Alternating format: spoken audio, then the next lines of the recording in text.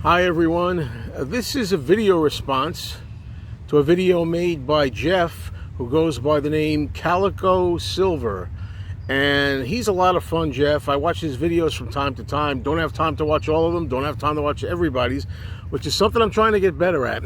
But I'm going to try to remember, as I always say, to put a link below. He had an interesting video where he had 12 questions for my YouTube friends. And for, I don't know, a little over a week and a half or so, I've been thinking about doing a response and just waiting till I had some time off to come here and do it. So today's that day. And I think what I'm going to do is ask all of you out there to feel free, those of you who make videos anyway, to do a response to this thread. And please check out Jeff's channel. He's a lot of fun. He's a big Bob Dylan fan, among other things. And he's got a good sense of humor, and I really enjoy watching his videos. So let's go. Question number one, Jeff asked, when a musical hero of yours dies, do you avoid listening to their music, or do you play it more? In my case, I definitely play it more. I believe when a person dies musically that I'm interested in, I want to honor that person. The best way to honor that person is to play the music. And of course, a lot of times, depending on who it is, maybe it's somebody you haven't listened to in a long time or really paid much mind to in a long time. So the circumstances of their passing makes you more interested and more conscious of that individual. So I definitely play the music more. I know there are people who can't bear to listen to the music. No, that wasn't the case for me. And many times, Tom Petty, I played his music, Chuck Berry, John Lennon back in 1980, 40 years ago when he was taken from us. Definitely wanted to be around the music. Okay, question number two, Jeff asked, do you kind of wince when you hear that a band, or it could be a new band, maybe, is going to put out an album of cover versions of your musical hero? Not at all. No, I really don't. I mean, I welcome it, I suppose. And it's been kind of mixed results. I remember there was an album out not too long ago, a few years ago, called The Art of McCartney. Maybe this was, I don't know, maybe this is now over 5 years ago. I think it's a while ago. And some of the McCartney cover songs were good, some were not. You know, you get mixed results and different returns, but I enjoy that they do it, and for the most part, I like it.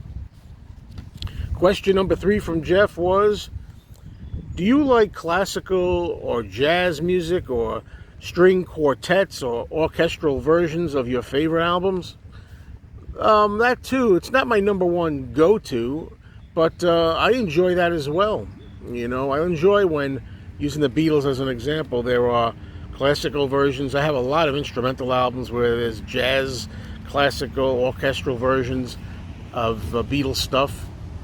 One that pops to mind is the Holly Ridge Strings. And another one is George Martin. George Martin, the Beatles producer, did a whole bunch of Beatles instrumentals and classical stuff. So I like that.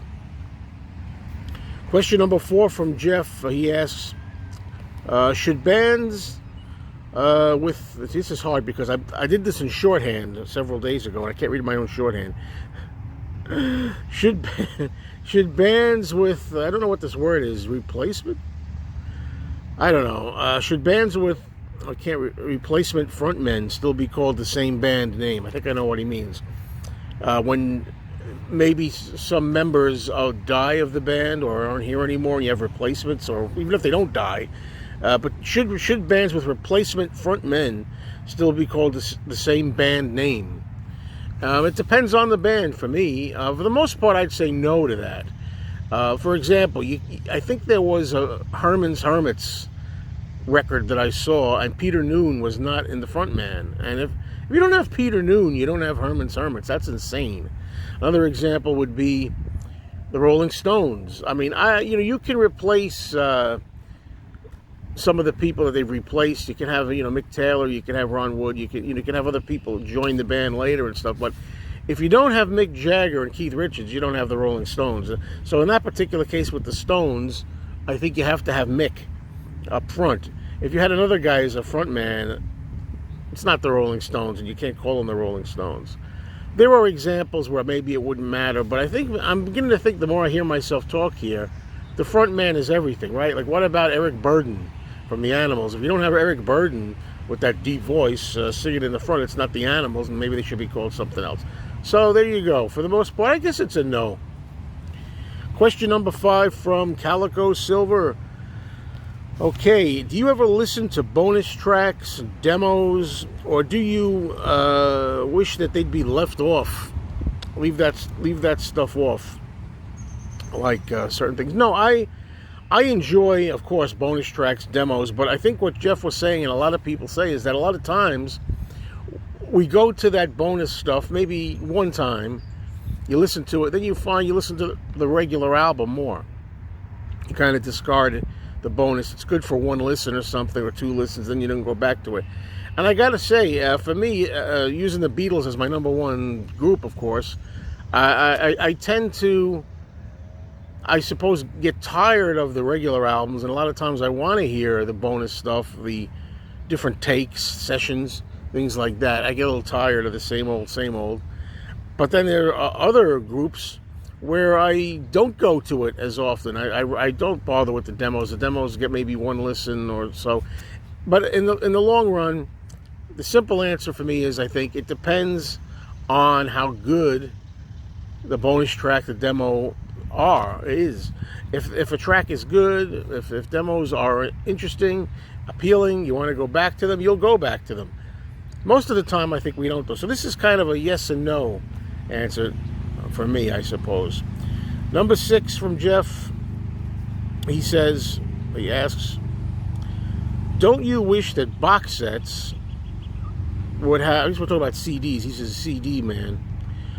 Don't you wish that box sets, would have single CDs, I'm trying to read my writing, single CDs for each album and not overlap? For an example, like you'll have CD 1 will have, say, you'll have a CD and it'll have the first album by an artist, and then it'll have like half of the second one on it, the same disc. Then you got to go to disc 2. Disc 2 will start with the last half of the second album, and then have all of the third album, and then half. Like, it's not all together. He says, don't you wish you had just one single CD for, like, if you're going to do the Beatles, for example, the first CD would be Please Please Me. Second CD would be With the Beatles. Third would be A Hard Day's Night. And yes, I agree with that 100%. I do prefer and would much rather have a single CD for a single album.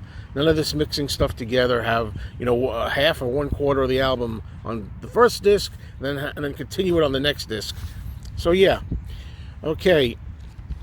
Number 7, Jeff asks, do you hesitate reading your heroes' biographies or autobiographies for fear of losing respect for them?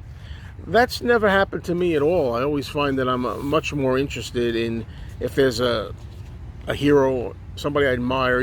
Jeff uses the word hero a lot, but whether it's a movie star, actor, actress, or whether it's a recording star, I find that I want to know more. But I always do a little tongue-in-cheek, because I know there's a lot of garbage out there, a lot of tell-all, gossip, tabloid crap, and a lot of it could be lies. I think a lot of times what I'm worried about is misinformation being spread out there, and people taking everything as fact, absolute fact, and especially when a celebrity is dead and not here to defend him or herself anymore. Number 8 from Jeff. Do you find yourself acting as an apologist for your musical heroes when you know deep down that they aren't really that great? Well, anybody that I really like, I have no problem, and I don't apologize. Now, again, we'll start with the Beatles. I make no apologies for the Beatles. The Beatles are the greatest. That goes without saying. The Beatles require no defending. What I sometimes will do, though, is I will kind of like feel I have to explain things and set the record straight. I'm very big on that, It's not an apologist, really. It's not so much a defense. It's like, well, if you're going to think a certain thing and it's not really true and you're inaccurate, I'm going to correct you and I'll tell you the accuracy and clear it up for you. But what might happen there is people think, oh, this guy's apologizing for the person and so on. On the same note, I'm going to be honest, yeah, there are times, like for example, we'll use Ringo Starr, for example. Ringo Starr is the drummer of the Beatles. Ringo Starr wasn't John, Paul, or George. Ringo Starr doesn't have as good a singing voice. He doesn't write songs as well, of course. So I may make an apology, if you want to call it an apology, an explanation, defense. In that case, I may say, well, you have to understand, which I always say, Ringo is just Ringo.